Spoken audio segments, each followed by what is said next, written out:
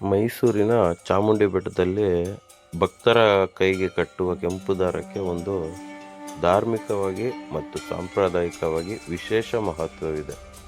ಈ ಕೆಂಪು ದಾರವನ್ನು ತಾಯಿ ಚಾಮುಂಡೇಶ್ವರಿಯ ಪೂಜೆ ಸಂದರ್ಭದಲ್ಲಿ ದೇವಿಯ ಪಾದದ ಬಳಿಗೆ ಇಟ್ಟು ಪೂಜಿಸಲಾಗಿರುತ್ತದೆ.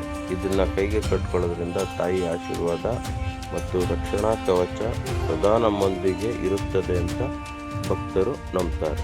ಇದು ಯಾವುದೇ ರೀತಿಯ ಕೆಟ್ಟ ದೃಷ್ಟಿ, ನಕಾರಾತ್ಮಕ ಶಕ್ತಿ, ನೆಗೆಟಿವ್ ಎನರ್ಜಿ ಅಂತ ನಾವೇನು ಹೇಳ್ತೀವಿ ಅಥವಾ ದೃಷ್ಟಿ ದೋಷಗಳಿಂದ ನಮ್ಮನ್ನು ದೂರ ಇಡುತ್ತೆ ಅಂತ ಹಿರಿಯರು ನಂಬ್ತಾರೆ.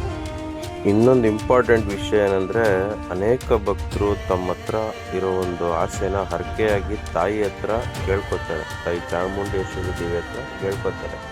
ಆ ಹರಕೆ ನೆನಪಿಗಾಗಿ ಅಥವಾ ಹರಕೆಯಾಗಿ ದಾರವನ್ನು ಕಟ್ಟಿಸ್ಕೊತಾರೆ. ಕೆಂಪು ಬಣ್ಣ ಅನ್ನೋದು ಶಕ್ತಿ, ಧೈರ್ಯ ಮತ್ತು ದುರ್ಗಾ ಚಾಮುಂಡಿ ದೇವಿಯ ಸಂಕೇತವಾಗಿದೆ. ಸಿಂಪಲ್ ಆಗಿ ಹೇಳ್ಬೇಕಂದ್ರೆ ಇದು ಕೇವಲ ಒಂದು ದಾರ ಅಲ್ಲ, ಮೈಸೂರು ಬೆಟ್ಟಕ್ಕೆ ಭೇಟಿ ನೀಡಿರೋ ಭಕ್ತರಿಗೆ ಇದು ಒಂದು ತಾಯಿಯ ಪ್ರಸಾದ ಹಾಗೂ ರಕ್ಷಣೆಯ ಸಂಕೇತವಾಗಿದೆ. ಈ ವಿಡಿಯೋ ನಿಮ್ಗೆ ಇಷ್ಟ ಆಗಿತ್ತು ಅಂದರೆ ಒಂದು ಲೈಕ್ ಮಾಡಿ, ಒಂದು ಸಬ್ಸ್ಕ್ರೈಬ್ ಮಾಡಿ. ಚಾಮುಂಡಿ ತಾಯಿ ಬಗ್ಗೆ ಯಾರಿಗೂ ಗೊತ್ತಿಲ್ಲದೆ ಇರೋ ವಿಷಯ ನಿಮಗೇನಾದರೂ ಗೊತ್ತಿದ್ರೆ ಕಾಮೆಂಟಲ್ಲಿ ಮೆನ್ಷನ್ ಮಾಡಿ, ಬಹಳ ಜನಕ್ಕೆ ರೀಚ್ ಆಗುತ್ತೆ. Thank you.